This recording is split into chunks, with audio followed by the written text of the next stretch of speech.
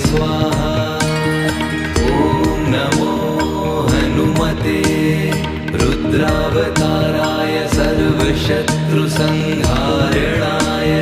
सर्वरोगहराय